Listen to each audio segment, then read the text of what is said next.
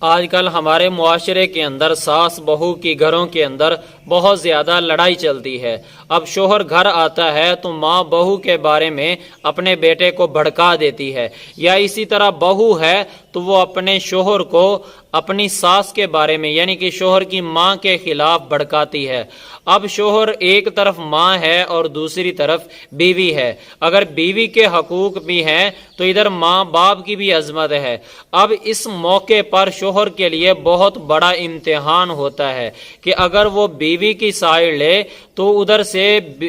ماں باپ کا حق جاتا ہے، ماں باپ کی طرفداری کرے گا تو ایسے وقت کے اندر یعنی کہ بیوی کا حق چلا جائے گا۔ اب شوہر کے لیے اس موقع پر فیصلہ کرنا بہت بڑی پریشانی بن جاتی ہے اور بہت بڑی مشکل نظر آتی ہے۔ اب اس سطح پر آ کر شوہر کے لیے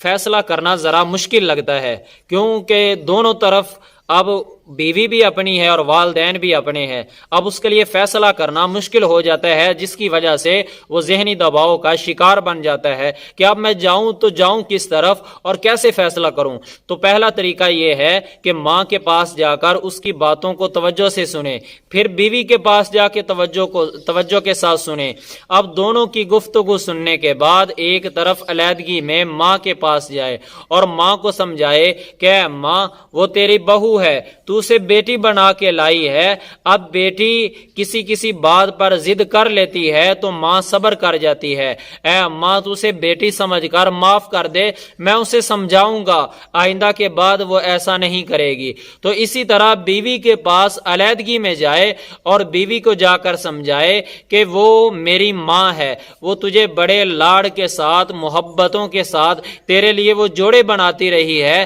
اتنی خوشیوں کے ساتھ تجھے لے کے آئی ہے، اب وہ تیری ماں ہے۔ تو ماں ایک وقت میں غصہ بھی کر لیتی ہے، تو اگر ماں نے غصہ کر ہی لیا ہے تو وہ تیری ماں ہے، تجھے بیٹی بنا کے لائی ہے، تو ماں کی باتوں کا غصہ نہیں کیا کرتے بلکہ آپ نظر انداز کر دیا کرو، میں اپنی ماں کو سمجھا لوں گا۔ اب بیوی کے پاس جائے تو بیوی کا بن جائے، بیوی یہ سمجھے کہ یہ میرا زیادہ خیال کرتا ہے ماں باپ سے بھی بڑھ کر۔ ماں باپ کے پاس جائے تو ان کا اتنا زیادہ خیال کرے، اتنی زیادہ محبت دے کہ ماں باپ سمجھیں کہ یہ بیوی کی طرفداری نہیں کرتا بلکہ ہماری طرفداری کرتا ہے۔ جب شوہر ایسا رویہ رکھے گا تو انشاءاللہ گھر کے اندر جو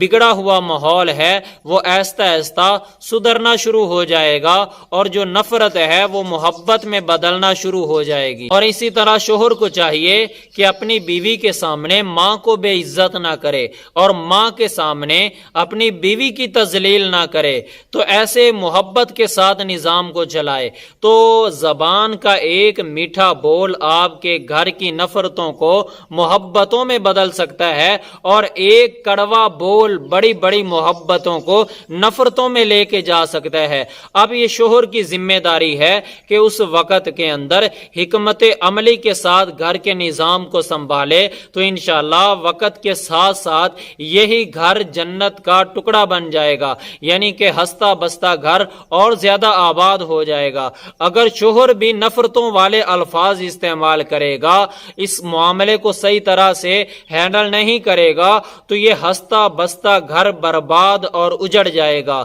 تو اس لیے آپ کو میری باتیں تو سمجھ آئی ہوں گی، اللہ پاک ہمیں ان پر عمل کی توفیق عطا فرمائے۔